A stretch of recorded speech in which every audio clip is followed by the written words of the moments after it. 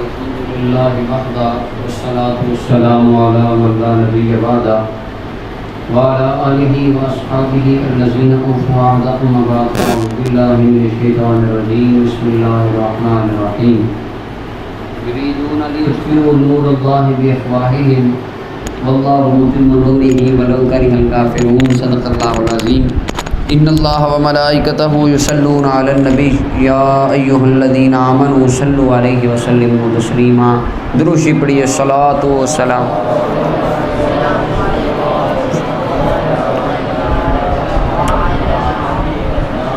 اللہ تعالیٰ کی حمد و ثنا کے بعد نبی اکرم نور مجسم شفیع معظم صلی اللہ علیہ وسلم کی بارگاہ عالیہ میں ہدیہ درود و سلام عرض کرنے کے بعد آج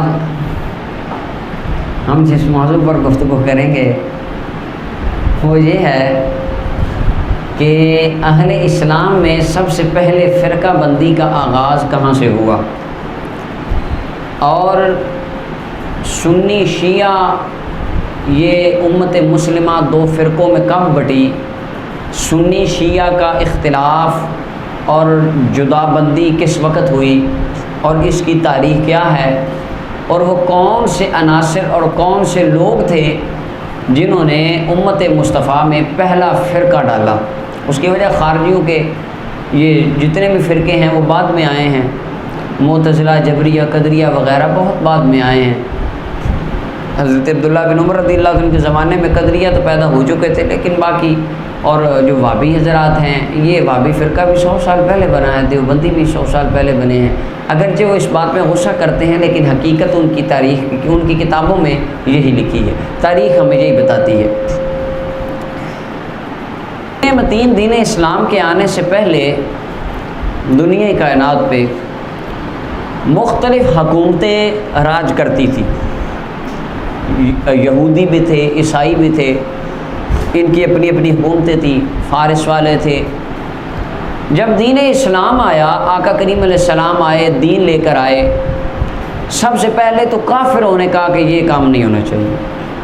مکے کے جو مشرک تھے انہوں نے نبی اکرم صلی اللہ علیہ وسلم کی مخالفت کی، کیونکہ ان کا نبی علیہ السلام نے دین بدل ڈالا۔ ان کا تو یہ نعرہ نہیں تھا، وہ تو بتوں کے پجاری تھے۔ سرکار نے ایک اللہ تعالیٰ کی وحدانیت کا علم بلند فرمایا۔ جب آقا کریم علیہ السلام نے مکہ سے مدینہ کی طرف ہجرت فرمائی، اور اگر آپ سیرت کو پڑھیں تو اس کے اندر یہ باتیں ملتی ہیں کہ مکہ کے مشرک مدینہ طیبہ کے یہودیوں سے جا کے مسئلے پوچھتے تھے کہ تم کو ایسی بات بتاؤ جو ہم محمد صلی اللہ علیہ وسلم سے پوچھے اور ان کو نہ آئے، اور یہودی بتاتے تھے۔ نبی علیہ السلام جب مدینہ ہجرت فرما کر آ گئے تو در حقیقت مدینہ طیبہ کے اندر 2 قومیں آباد تھیں، اس طرح کہہ لیں وہاں پر 2 مختلف قسم کے محلے تھے۔ ایک تھا عیسائیوں کا گروپ، ایک تھا یہودیوں کا گروپ۔ جو عیسائی تھے ان کے بارے میں تو آتا ہے کہ یہ نبی علیہ السلام کے آنے پر کلمہ پڑھا اور کلمہ پڑھ کے رسول اللہ کے غلام بن گئے، یعنی یہ مسلمان ہو گئے۔ اب پیچھے بچے یہودی۔ اللہ تعالیٰ نے انہیں یہودیوں کے بارے میں قرآن کریم میں ارشاد فرمایا یہ محبوب آپ کو اس طرح پہچانتے ہیں جیسے اپنے بیٹوں کو پہچانا جاتا ہے، اور پہلے آپ کے آنے سے پہلے یہ لوگ آپ کے نام کا وسیلہ دے کر اللہ سے دعائیں کرتے تھے، اور جب آپ ان کے پاس آ گئے تو اب یہ آپ کا انکار کرتے ہیں اور آپ کو مانتے نہیں۔ یہ یہودیوں کو کہا گیا تھا کیونکہ یہودی اس وقت کافر تھے، انہوں نے کلمہ نہیں پڑھا تھا۔ یہودیوں سے بالآخر یہ جو اس وقت عبداللہ بن ابی نام کا منافق تھا، رئیس المنافقین، منافقوں کا سردار جس کو کہا جاتا تھا، یہ بندہ بھی یہودی تھا، یعنی اندر سے یہ پراپر یہودی تھا، اور یہودیوں کے ساتھ اس کے میل جول تھے۔ کتابوں میں آتا ہے یہ اس کے پراپر ان کے ساتھ ایک مراسم اور تعلقات تھے۔ اوپر سے مسلمان تھا، 5 نمازیں مسجد نبی شریف میں پڑھتا تھا، پگڑی باندھتا تھا، داڑھی رکھی تھی، اور حتیٰ کہ جمعۃ المبارک والے دن نبی صلی اللہ علیہ وسلم کی گفتگو سے پہلے یہ مسجد نبی شریف میں تقریر بھی کیا کرتا تھا، لیکن ہے منافق تھا۔ اور جب مر گیا اللہ تعالیٰ نے فرمایا محبوب استغفر لہم او لا تستغفر لہم ان تستغفر لہم 70 مرۃ فلن یغفر اللہ، 70 بار بھی اس کی بخشش کی دعا کریں اللہ کبھی نہیں بخشے گا۔ کیوں؟ ذالک بانہم کفروا باللہ ورسولہ، یہ دل سے اللہ اور اللہ کے رسول کا منکر تھا۔ کون تھا؟ یہودی تھا۔ اور یہودیوں کے ساتھ، اور اللہ تعالیٰ قرآن کریم میں ارشاد فرماتے ہیں وَإِذَا خَلَوْا إِلَىٰ وَإِذَا لَقُوا الَّذِينَ آمَنُوا قَالُوا آمَنَّا، جب مومنوں کو ملتے تھے تو آ کے کہتے تھے جناب اسی تے تواڈے نوکر ہیں، خادم ہیں، مومن بھائیاں۔ وَإِذَا خَلَوْا إِلَىٰ شَيَاطِينِهِمْ، اور جب اپنے شیطانوں کے پاس جاتے تھے تو کہتے تھے قالوا انا معکم، ہم تو تمہارے ساتھ ہیں، انما نحن مستہزئون، مسلمانوں کے ساتھ ہم مذاق کرتے ہیں، ان کو ساتھ تو شغل لگاتے ہیں، یہ تو ویسے ہی ان کو ہم نے آگے لگایا، بدھو بنایا ہوا، ہم تو تمہارے ساتھ ہیں بھائی یہودی ہیں ہم۔ یہ وہ ایک تھرڈ پرسن گروہ تھا جو منافقوں کا تھا، نہ پکے کافر تھے نہ پکے مسلمان تھے، لبادہ مسلمانوں والا تھا لیکن اندر سے پکے کافر تھے۔ انہوں نے منافقین کی صورت میں دین اسلام کی جڑوں کو کھوکھلا کرنے کی کوشش کی، اور نبی صلی اللہ علیہ وسلم کے دور میں انہوں نے فرقہ بندی کی کوشش کی۔ اللہ کا قرآن ہے والذین اتخذوا مسجدا ضرارا وکفرا وتفریقا بین المؤمنین۔ آقا کریم علیہ السلام غزوہ سے واپس آ رہے تھے، یہ مسجد بنائی انہوں نے، فوراً پیچھے مسجد بنا کے تو نبی علیہ السلام جب مدینہ شریف آئے تو کہا یا رسول اللہ ہم نے ایک مسجد بنائی ہے، ادھر آئیں نماز پڑھا دیں، ایک نماز پڑھا دیں حضور، ہم آپ کے نوکر آپ کی جگہ پہ وہاں پر برکت کے لیے نمازیں پڑھتے رہیں۔ اللہ تعالیٰ نے وہی فرمائی میرے محبوب یہ لوگ اتخذوا مسجدا ضرارا، انہوں نے یہ مسجد بنائی ہے درارا، مسلمانوں کے درمیان درار ڈالنے کے لیے، وتفریقا بین المؤمنین، اور محبوب یہ مسجد فرقہ بندی ڈالنے کے لیے بنائی گئی، آپ نے ادھر جانا نہیں ہے، یہ فرقہ بندی کی مسجد ہے۔ نبی علیہ السلام ادھر نہیں گئے اور آقا کریم علیہ السلام نے صحابہ کو حکم دیا کہ اس مسجد کو گرا دو، صحابہ کرام نے اس مسجد کو منہدم کر دیا، گرا دیا، وہ منافقوں کی مسجد تھی۔ آج لوگ کہتے ہیں کہ ساری مسجدیں ہیں، حالانکہ ہر مسجد ایک جیسی نہیں ہوتی، اس کی بنیاد فرقہ بندی پر تھی، رسول اللہ نے اس کو گرا دیا، اور اس کے اندر اللہ تعالیٰ کی وحی آئی محبوب آپ نے اس مسجد میں نہیں جانا۔ اور امام قرطبی لکھتے ہیں ساری زندگی نبی صلی اللہ علیہ وسلم اس مسجد کے بازار سے بھی نہیں گزرے، یعنی یہ فرقہ بندی کی سازش مسلمانوں میں جو دور رسالت امام صلی اللہ علیہ وسلم میں ڈالی جانے لگی یہ فیل ہو گئی، رک گئی۔ اب منافق بڑے پریشان ہوئے کہ یہ تو بھائی ہم مارے گئے، بڑا کام خراب ہو گیا۔ اس کے بعد جو یہودی تھے، یہودیوں کے ساتھ ایک میثاق مدینہ کے نام کا عہد طے پایا، سیرت کی کتابوں میں آپ نے پڑھا ہے۔ ایک مرتبہ جناب آقا کریم علیہ السلام کی بارگاہ میں یہودی آئے، کہنے لگے جناب ہمارے درمیان قبیلے میں کچھ جھگڑا بن گیا ہے، آپ آئیں فیصلہ فرما دیں۔ نبی کریم صلی اللہ علیہ وسلم فیصلہ فرمانے کے لیے جب تشریف لے کر گئے نا تو آقا کریم علیہ السلام ایک دیوار کے ساتھ ٹیک لگا کر بیٹھے، دیوار کچی تھی، یہودی پیچھے سے آٹے کی چکی لے کر آئے، اور ان کا ارادہ یہ تھا کہ ہم اس آٹے کی چکی کو دیوار کے اوپر سے پھینکیں گے اور نبی صلی اللہ علیہ وسلم کے اوپر جا کے نعوذ باللہ گرے گی، یہ سرکار شہید ہو جائیں گے۔ آٹے کی چکی لے کر جب دیوار پہ چڑھے جبریل علیہ السلام آ گئے، نبی علیہ السلام نے دیکھا سرکار نے پکڑ لیا، اتار لیے، فرمایا تم نے میثاق مدینہ توڑ دیا۔ جب انہوں نے وہ عہد توڑ دیا تو آقا کریم علیہ السلام نے ان کو مدینہ طیبہ سے نکال دیا، جلا وطن کر دیا۔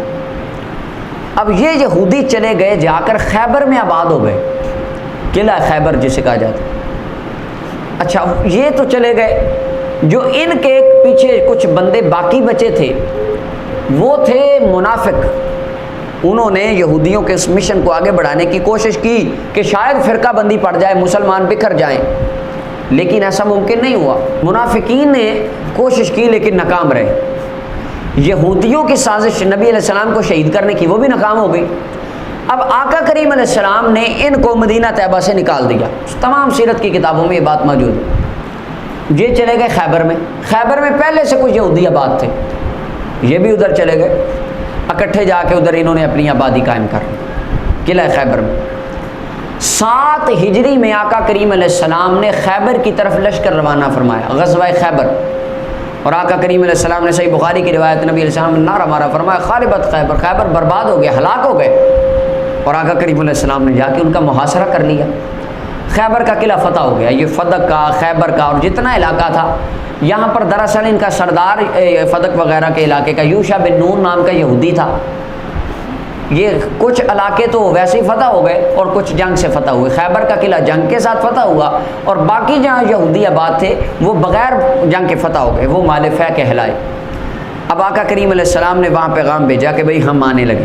یوشع بن نون نام کا یہودی کہنے لگا کہ یا رسول اللہ, ہمارے پاس نہ تو اسلحہ ہے, نہ ہمارے پاس فوجی ہیں, نہ ہمارے اندر اتنی طاقت اور قوت ہے کہ ہم آپ سے جنگ کریں, لہٰذا آپ ہمارے ساتھ معاہدہ کر لیں. تو آقا کریم علیہ السلام نے فرمایا اس طرح کرو, تم اپنی زمین پہ رہو, کاشتکاری بھی کرو, لیکن اس کا نصف حصہ ہمیں مدینے بھیجو گے, نصف تم رکھو گے. انہوں نے کہا یا رسول اللہ ٹھیک ہے.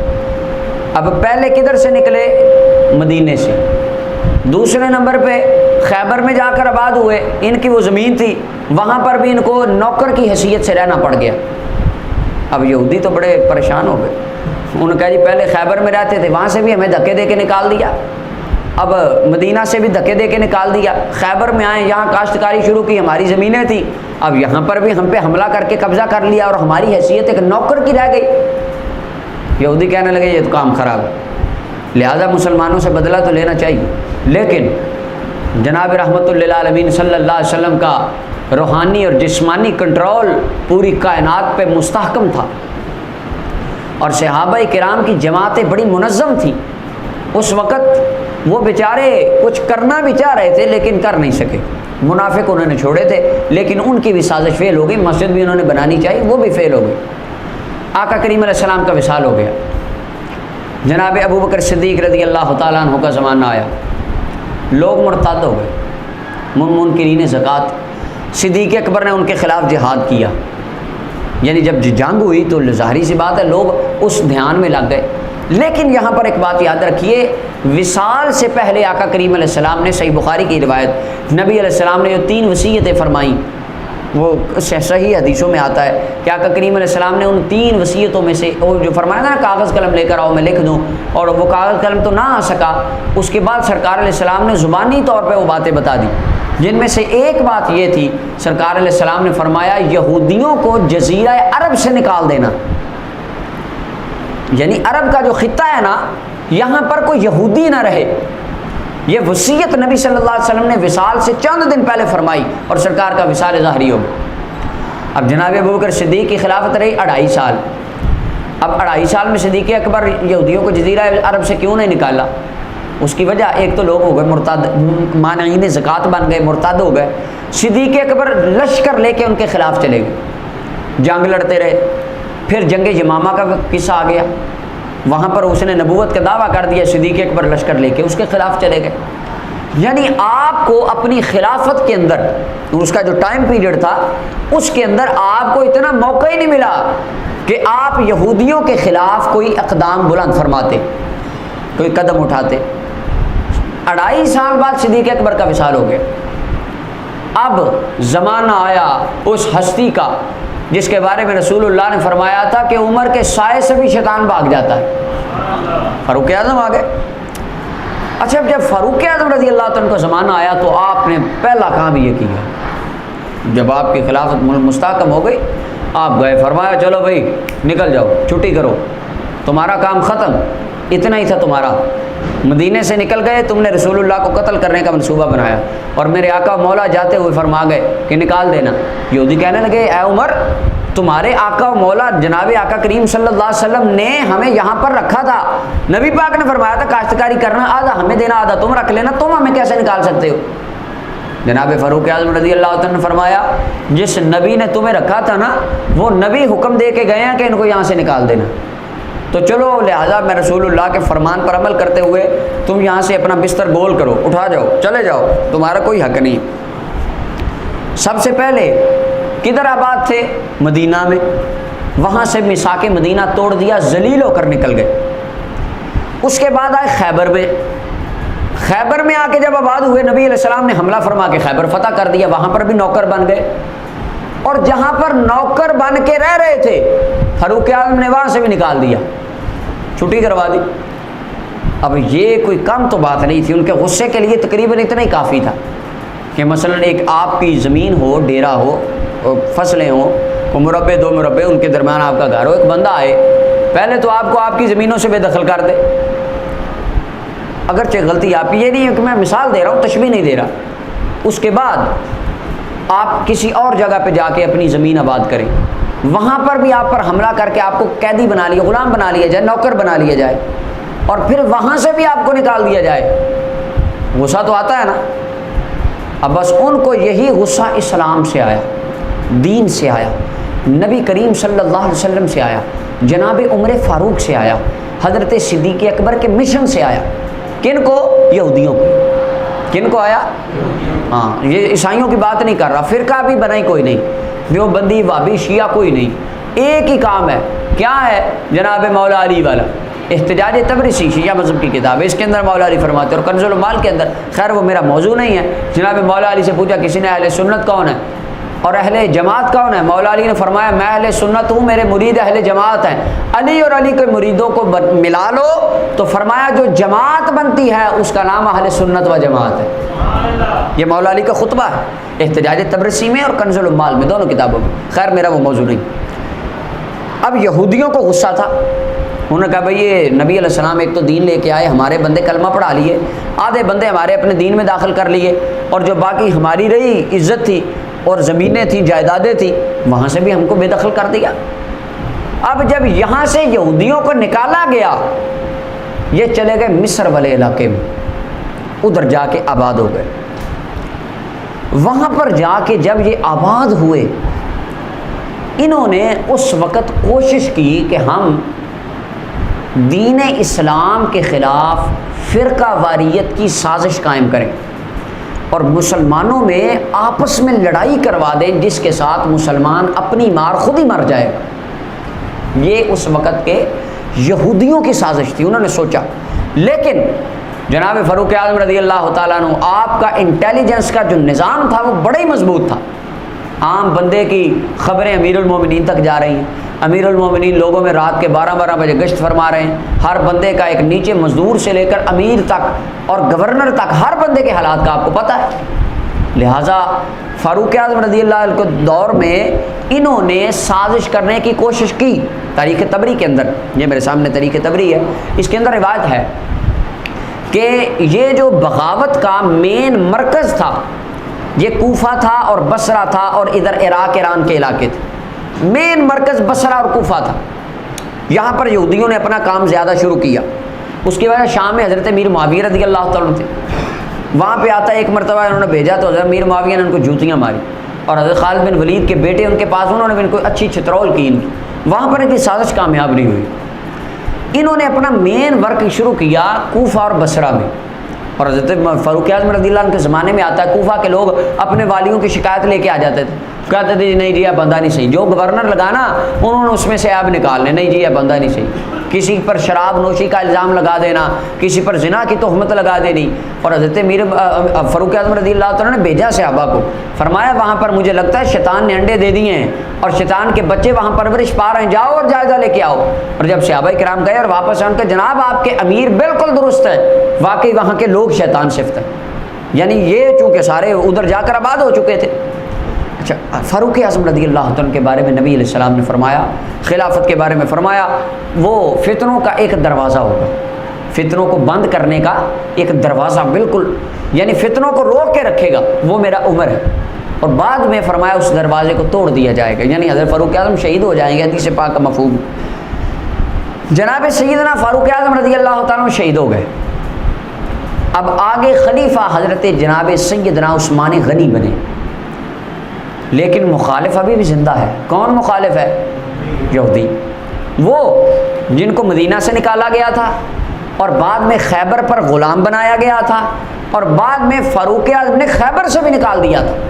اب غصہ ان کو نبی صلی اللہ علیہ وسلم کے اس عمل پر بھی تھا، حسد تھا کہ یار ہمیں تو ہماری عزت نہیں، اور دوسرا ان کو اناد وہ اس بات پہ تھا کہ ہم خیبر میں آئے وہاں پر بھی غلام بن گئے، تیسرا ان کو اناد حضرت فاروق اعظم رضی اللہ عنہ کے اس عمل مبارک سے تھا کہ ہمیں انہوں نے وہاں سے بھی نکال دیا۔ اب فاروق اعظم شہید ہو گئے۔ جب جناب فاروق اعظم رضی اللہ عنہ شہید ہو گئے، اس کے بعد خلیفہ بنے حضرت جناب عثمان غنی رضی اللہ عنہ۔ اور عثمان غنی رضی اللہ عنہ کے بارے میں آتا ہے نبی علیہ السلام نے فرمایا میری امت میں سے سب سے نرم دل، سب سے حیا والا، شریف النفس وہ میرا عثمان ہے۔ تو آپ جانتے ہیں حاسدین کو روک کے رکھنا سخت بندے کا زیادہ کام ہے۔ شریف بندہ شریف ہوتا ہے، نیک نیک ہوتا ہے، طبیعت میں نرمی آنا اس کا برے لوگ فائدہ اٹھاتے ہیں، اور جناب عثمان غنی رضی اللہ تعالیٰ عنہ کی اس نرمی سے عین بالکل ان یہودیوں نے فائدہ اٹھایا۔ کس طرح؟ یہ سنیے۔ سب سے پہلے یہ میرے سامنے تاریخ طبری ہے، تاریخ الامم والملوک، یہ تاریخ طبری کتاب ہے، اس کی ویسے 12 جلدیں ہیں لیکن یہ ایک ہی جلد میں ہے۔ اس کے اوپر کان عبداللہ بن سما یہودی من اہل صنعاء، یہ یہودیوں نے جب دیکھا نا کہ امیر المومنین فاروق اعظم شہید ہو گئے، حضرت عثمان غنی خلیفہ بن گئے، حضرت عثمان بڑے نرم آدمی ہیں، انہوں نے اپنا ایک بندہ تیار کیا جس کا نام تھا عبداللہ بن سبا۔ کیا نام تھا؟ کان عبداللہ بن سبا یہودی من اہل صنعاء، یہ یہودی تھا۔ کون تھا؟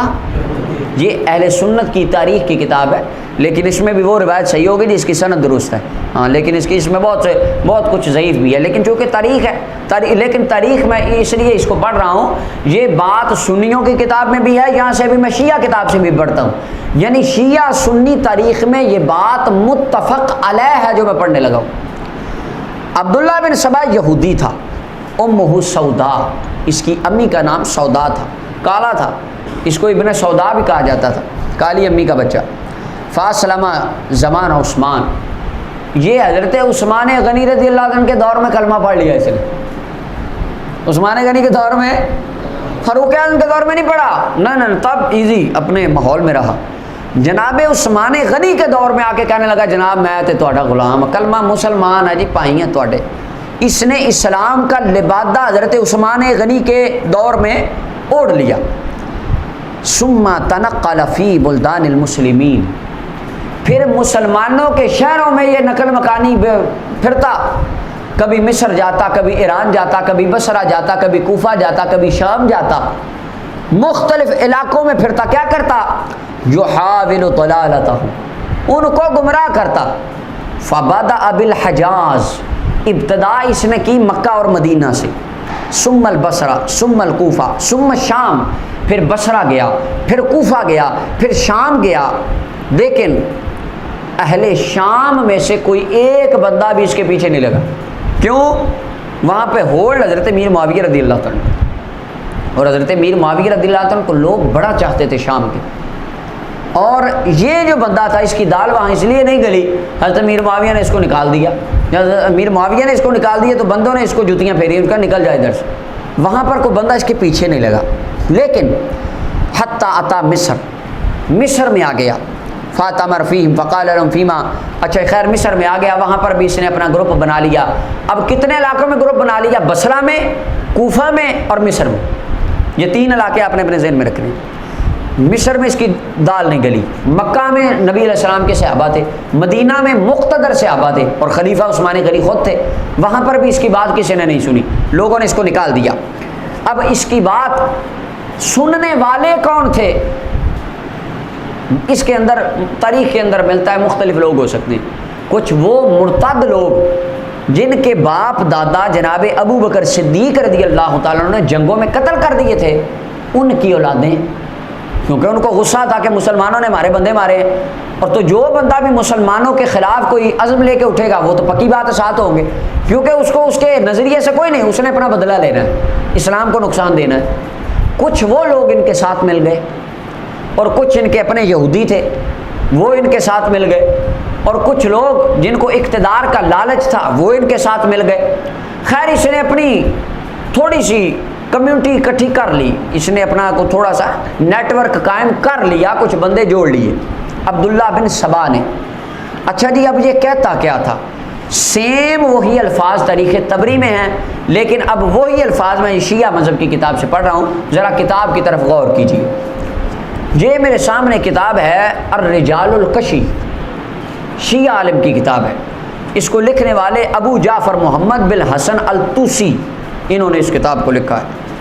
اچھا، یہ رجال شیعہ کے اوپر لکھی گئی کتاب ہے۔ اس کے اندر یہ لکھتے ہیں، اس کا صفحہ نمبر 188 ہے۔ عبداللہ بن سبا کی یہ پوری شخصیت کو انہوں نے ڈسکس کیا ہے اس کے اندر۔ یہ عبداللہ بن سبا ہے۔ نیچے حاشیے کے اندر جو ہے نا وہ اہل سنت کی کتابوں کے حوالے ہیں، اوپر متن شیعہ کا ہے۔ پہلے میں اہل سنت کا حاشیہ پڑھ دوں نیچے، یعنی ہماری کتابوں کے حوالے شیعہ کتاب کے حاشیے میں جو لکھے ہیں وہ میں پڑھ دیتا ہوں، ان کا متن بعد میں پڑھتا ہوں۔ امام تبری روایت کرتے ہیں، یہ میرے پاس تبری ہے۔ عبداللہ بن سبا یہودی تھا، تو اس نے حضرت عثمان غنی کے دور میں اسلام کلمہ پڑھ لیا، تو اس طرح مسلمانوں کو وہ ساری بات وہ لکھی ہے۔ یہ کہتا کیا تھا؟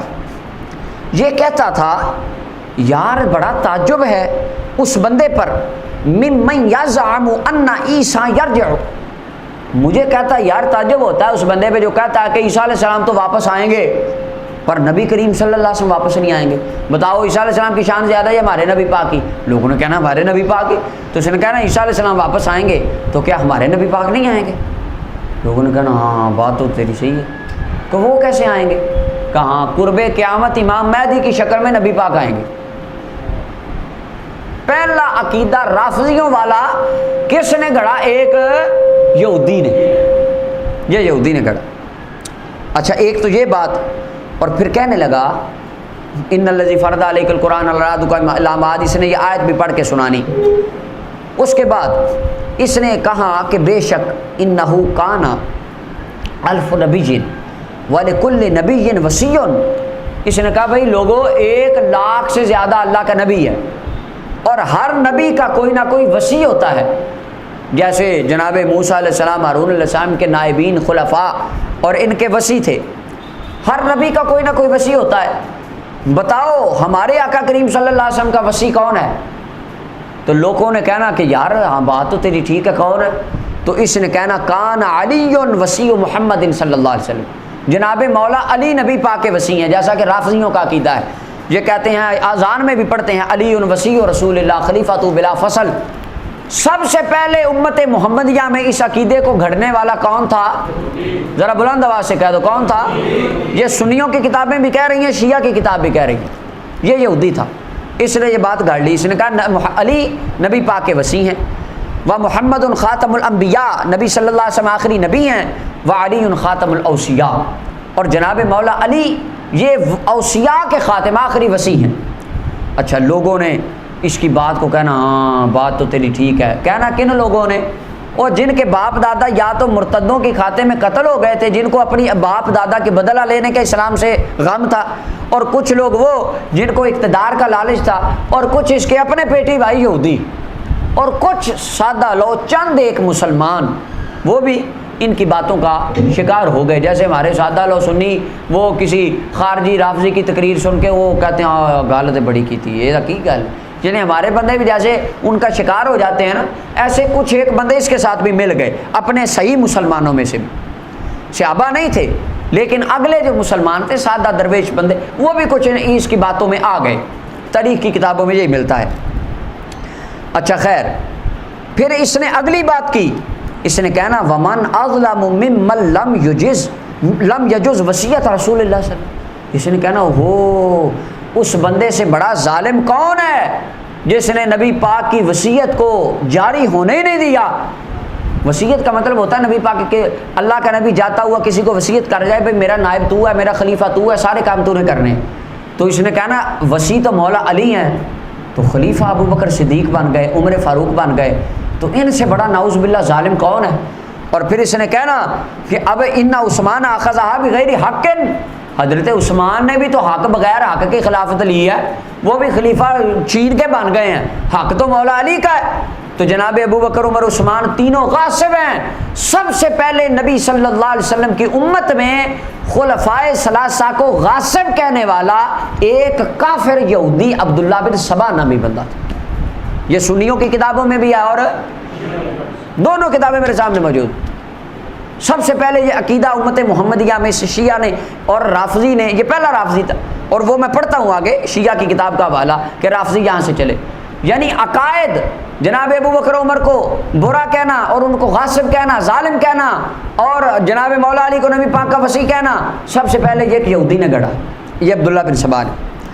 اور لسان المیزان میں امام ابن حجر اسقلانی لکھتے ہیں، یہ میں شیعہ سے حاشیہ پڑھ رہا ہوں اس کا، الرجال الکشی کا حاشیے کے اندر یہ شادی لکھی، اس کے اندر کہتے ہیں عبداللہ بن سبا یہ زندیق تھا اور گمراہ تھا اور گمراہ کرنے والا تھا، اور امام ابن حجر کہتے ہیں مجھے گمان ہے کہ ان علی حرقہ بالنار، مولا علی نے اس کو آگ میں جلا دیا تھا۔ اور اگلا عقیدہ سنیں، سارے عقیدے ملتے ہیں، ابھی کہتے ہیں نہیں ساڈا اتنا کوئی تعلق، اگلا عقیدہ قال الجوزجانی زعم ان القرآن جزء من 9 اجزاء وعلمہ عند علی وعلمہ عند علی، اس کا عقیدہ یہ بھی تھا کہ قرآن کے 9 جز ہیں، کتنے؟ ہمارے نزدیک قرآن کریم کے 7 منزلیں ہیں، یہ کہتا تھا نہیں 9 ہیں، اور ان باقی کا علم مولا علی کے پاس ہے، جیسا کہ رافضیوں کی کتابوں میں عقیدہ لکھا ہے، وہ کہتے ہیں جو اصل قرآن ہے نا وہ مولا علی کو آتا تھا، اور وہ ہمارے امام صاحب کو غار میں لے کے چلے گئے ہیں، وہ قیامت والے دن قیامت سے پہلے لے کے آئیں گے، یہ جو سنی تم قرآن پڑھتے ہو یہ اصل نہیں ہے۔ اصول کافی یا دیگر کتابوں میں یہ باتیں لکھی، اگرچہ آج کے کوئی رافضی مانتے نہیں ہیں اس بات کو، لیکن لکھی ہیں ان کی کتابوں میں، وہ پھر کبھی گفتگو کریں گے۔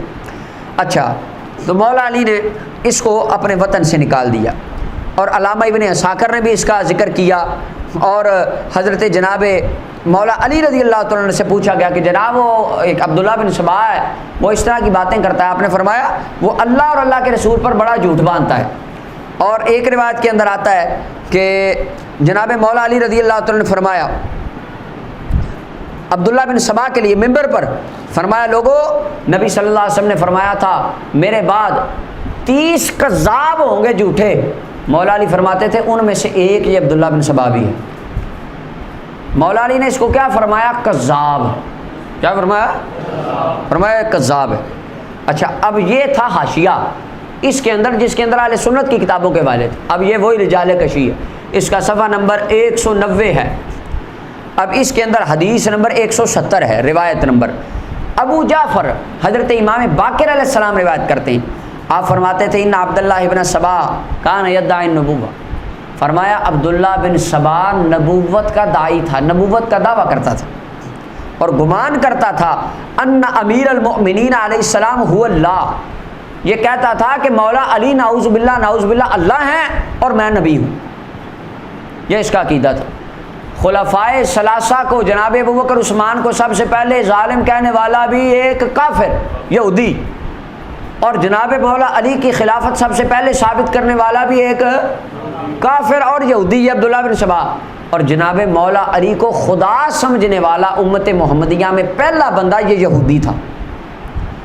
اچھا، یہ جب حضرت جناب امیر المومنین رضی اللہ تعالیٰ عنہ آپ کو یہ بات پہنچی تو آپ نے اس کو بلایا، اور بلا کر فرمایا تیرا دماغ خراب ہو گیا، تو کس طرح کی باتیں کرتا ہے، میں تو اللہ کا بندہ ہوں اور رب کی عبادت کرنے والا ہوں، تو نعوذ باللہ مجھے خدا سمجھتا ہے اور کہتا ہے تو اس طرح کی بکواسیات کرتا ہے۔ یہ کہنے لگا نہیں میرا ایمان ہے، تو مولا علی پاک رضی اللہ عنہ فرمایا اس کو آگ میں جلا دو، تو کہنے لگا اب تو مجھے یقین ہو گیا آگ کا عذاب تو اللہ ہی دیتا ہے، تو اللہ ہے، تو مولا علی المرتضیٰ نے فَأَحْرَقَهُ فِي النَّارِ، شیعہ عالم حضرت امام باقر علیہ السلام کی سند سے حدیث لکھتا ہے، امام باقر فرماتے ہیں مولا علی نے اس کو آگ میں پھینک کے جلا دیا تھا، کیونکہ اس کے عقائد بڑے خطرناک تھے۔ اور یہ آگے اس کے حاشیے کے اندر حضرت زید بن وہب فرماتے ہیں کہ سوید بن غفلہ یہ مولا علی پر داخل ہوئے، یعنی مولا علی کے پاس گئے مولا علی کی خلافت کے دور میں، تو آپ فرمانے لگے، کہنے لگے انی مررت بنفر یذکرون ابا بکر و عمر، کہ جناب میں نے ایسے ایسے بندوں کو سنا ہے جن کے اندر عبداللہ بن سبا بھی ہے، وہ حضرت ابو بکر عمر کو گالیاں دیتا ہے، برا کہتا ہے، تو آپ کی کیا رائے ہے اس کے بارے میں؟ وہ آپ کا مرید بھی بڑا ہے، کہتا ہے میں تو علی پاک کو مانتا ہی بڑا ہوں، آپ کی شان بھی بڑی بیان کرتا ہے۔ مولا علی المرتضیٰ نے اس وقت فرمایا لا یبلغنی ان احد یفضلنی علیہما الا جلت حد المفتری، فرمایا سن لے اگر میرے سامنے وہ بندہ آ جائے نا جو مجھے ابو بکر عمر سے افضل سمجھتا ہے، فرمایا لٹا کے 80 کوڑے ماروں گا اس کو۔ یہ مولا علی نے اس وقت فرمایا تھا، اور بعد میں اس کو مولا علی پاک نے جلا دیا آگ میں۔ اگلی 171 نمبر روایت، اس کے اندر بھی یہی ہے کہ جب اس نے مولا علی المرتضیٰ سے کہ اس نے کہا علی خدا ہے، علی اللہ ہے، مولا علی پاک نے فرمایا توبہ کر رہے، اس نے کہا نہیں، فاحرقہ بالنار، مولا علی نے اس کو آگ میں جلا کر ختم کر دیا تھا، قتل کر دیا تھا۔ اچھا، اس کے اندر جناب ابو عبداللہ حضرت امام جعفر صادق علیہ السلام فرماتے ہیں لعن اللہ عبداللہ ابن سبا، اللہ عبداللہ بن سبا پہ لعنت فرمائے، انہ ادعى الربوبیت فی امیر المؤمنین، اس نے امیر المؤمنین کے بارے میں ربوبیت کا دعویٰ کیا، مولا علی کو خدا سمجھنے لگا، وکان واللہ امیر المؤمنین عبدا للہ طائعا، اللہ کی قسم جناب مولا علی اللہ کے بندے تھے، فرما برداری کرنے والے تھے، اور فرمایا الویل لمن کذب علینا، ہلاک ہو جائے وہ بندہ جو ہم پر جھوٹ باندھے اور وہ باتیں ہماری طرف گڑے جو ہم نے کہی نہیں ہیں، جو عبداللہ بن سبا کرتا تھا۔ اچھا، اب یہ تو بات ہو گئی اہل سنت کی اور شیعہ کی، تقریباً یہاں پر 3-4 روایتیں، صفحہ نمبر 190 ہے اور صفحہ نمبر 191 ہے، اور یہ کتاب کا نام میں پھر بتا دوں رجال کشی ہے، ابو جعفر محمد بن حسین طوسی صاحب نے اس کو لکھا ہے، اور یہ مطبوعہ ہوئی ہے کتاب خانہ ملی ایران کی چھپی ہوئی ہے، جو میرے پاس نسخہ ہے، اس کا صفحہ نمبر 190 اور صفحہ نمبر 191 کے اوپر عبداللہ بن سبا کی پوری شخصیت کو ڈسکس کیا گیا ہے۔ اب کون تھا یہ؟ بولو، کافر۔ لبادہ کس کا اوڑا تھا؟ مسلمانوں کا۔ سب سے پہلے امت کے اندر جناب ابو بکر اور عمر عثمان کو گالی دینے والا کون تھا؟ ایک یہودی، یہ عبداللہ بن سبا۔ جناب مولا علی کو خلیفہ بلا فصل کہنے والا امت محمدیہ میں سب سے پہلا کون تھا؟ یہ یہودی عبداللہ بن سبا۔ اور حضرت مولا علی کو خدا کہنے والا امت میں کون تھا سب سے پہلا؟ عبداللہ بن سبا تھا، یہودی، کافر پکا، لیکن کام سارے رافضیوں والے، عقیدہ سارے رافضیوں والے۔ اب اگلی بات، صفحہ نمبر 192 شیخ طوسی صاحب لکھتے ہیں ذکر بعض اہل العلم، بعض اہل علم نے اس بات کو ذکر کیا، کیا؟ ان عبداللہ ابن سبا کان یہودیا، کہ عبداللہ بن سبا یہودی تھا، فاسلم، اسلام لے آیا، ووالا علی، اور مولا علی کا مرید بن گیا۔ پتہ چلا سارے مرید سچے ہوتے، ہاں، یہ آگے جب جنگوں پہ بات کریں گے نا، جنگ جمل اور صفین پہ، تب اس کا انشاءاللہ اس لفظ کی تشریح میں تب کروں گا۔ مولا علی کا مرید بن گیا۔ کون مرید بن گیا؟ یہودی ہے، یہودی داڑھی رکھ کے پگڑی باندھ کے جا کے مرید ہو گیا۔ وکانا یقول، اور یہ کہتا تھا، وہو علی یہودیت ہی، حالانکہ یہودی تھا، یوشع بن نون کے بارے میں کہتا تھا یہ وہ تو موسیٰ علیہ السلام کے وصی ہیں، تو تمہارے نبی پاک کا وصی کون ہے؟ تو لوگوں نے کہنا کون ہے؟ تو انہوں نے کہنا ہاں مولا علی، جیسے یعنی تبری سے میں نے پڑھا این وہی الفاظ ادھر لکھے۔ اچھا، وکان اولو، اب یہ شیعہ عالم شیخ طوسی صاحب اپنی کتاب رجال کشی میں لکھتے ہیں وکان اولو من شہر بالقول بفرض امامت علی، یہ پہلا بندہ تھا جس نے امت محمدیہ میں مولا علی کے خلیفہ بلا فصل ہونے کا قول مشہور کیا۔ کس نے؟ ایک۔ لہذا یہ عقیدہ کس کا گڑا ہوا ہے؟ مولا علی کو خلیفہ بلا فصل ماننا یہ کن کا عقیدہ گڑا ہوا ہے؟ کافروں اور یہودیوں کا۔ اور جناب ابو بکر عمر کو غاصب اور ظالم سمجھنا یہ کس کا عقیدہ ہے؟ یہودیوں اور کافروں کا۔ یہ شیعہ عالم لکھتا ہے۔ اچھا جی، وَأَظْهَرَ الْبَرَاءَةَ مِنْ أَعْدَائِهِ، اور اس نے شیخین کریمین سے وہ اپنا برات کا اظہار کر دیا۔ اب یہاں پر مزے والا جملہ سنیے، اگر یہ جملہ میں اپنی طرف سے کہتا تو شاید کئی لوگوں کو اعتراض ہو جاتا۔ اب یہاں پر کہتے ہیں فَمِنْهَا هُنَا، اسی وجہ سے قَالَ مَنْ خَالَفَ الشِّيَعَ، جو لوگ شیعہ کے مخالفین ہیں وہ کہتے ہیں اصل التشیع والرفض ماخوذ من الیہودیہ۔ اب شیعہ عالم حضرت صاحب کو پتا تھا ہماری کرتوت کا، اب آگے لکھتے ہیں بس یہ عبداللہ بن سبا کی وجہ سے لوگ کہتے ہیں شیعہ یہودیوں سے نکلے ہیں۔ اب یہ جو میں نے روایتیں پڑھی، ان کو پڑھنے کے بعد کیا اگر کوئی بندہ یہ کہے کہ شیعہ فرقہ کا بانی ایک یہودی تھا، کیا اس کی بات غلط ہے؟ اور بولو تو صحیح، کیونکہ عقائد تو سارے ان کے وہی ہیں جو عبداللہ بن سبا کے گڑھے ہوئے تھے، اور سارے نظریات کے یہ وہی قائل ہیں جو اس کے نظریات تھے۔ اور یہ ان کو فالو کرتے ہیں، اور یہ سارے عقیدے اور صاف لکھا ہے بالکل واضح طور پہ، کوئی بندہ یہودی تھا اور کافر تھا، اور مسلمانوں میں فرقہ واریت ڈالنے کی ابتدا ایک یہودی نے کی، اور اس وقت جا کر سنی اور شیعہ کا اختلاف بن گیا۔ شیعہ ویسے گروہ کو کہتے ہیں، ان کا نام بعد میں امام زید نے رافضی رکھ دیا تھا، یہ اس کی پارٹی کا۔ تو یہاں سے شیعہ عقائد کا آغاز ہوا، اور مولا علی المرتضیٰ کے وہ مریدین جو آپ کو امام برحق اور خلیفہ چہارم مانتے تھے اور آپ کے متبع قرآن و سنت کے متبع تھے، جو آپ کو خدا نہیں مانتے تھے، جناب ابو بکر عمر کو برا نہیں مانتے تھے، ان تمام کا نام پھر اہل سنت بن گیا، اور جناب ابو بکر عمر اور عثمان رضی اللہ عنہم اجمعین، ان صحابہ کو گالیاں بکنے والے، مولا علی کو خدا سمجھنے والے اور مولا علی کو خلیفہ بلا فصل ماننے والے اور ان کو وسیع رسول ماننے والے، یہ جتنی یہودیوں کی پارٹی تھی، انہوں نے اپنا نام شیعہ نے علی رکھ لیا۔ وہاں سے شیعہ گروہ کا آغاز بنا۔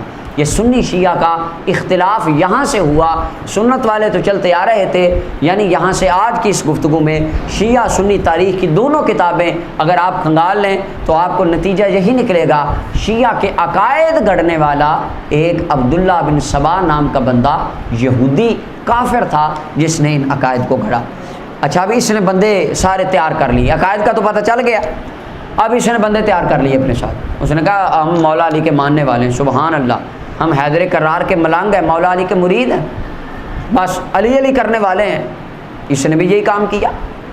اب یہ پھر ان باقی بندوں کو، جھوٹے یہودیوں کو گھیرا، اکٹھا کیا، اور یہ وہ لوگ تھے جنہوں نے آ کے حضرت عثمان غنی رضی اللہ عنہ کا محاصرہ کر کے ان کو شہید کیا، اور بعد میں جنگ جمل اور جنگ صفین کے اندر ان لوگوں نے بڑا اہم کردار ادا کیا۔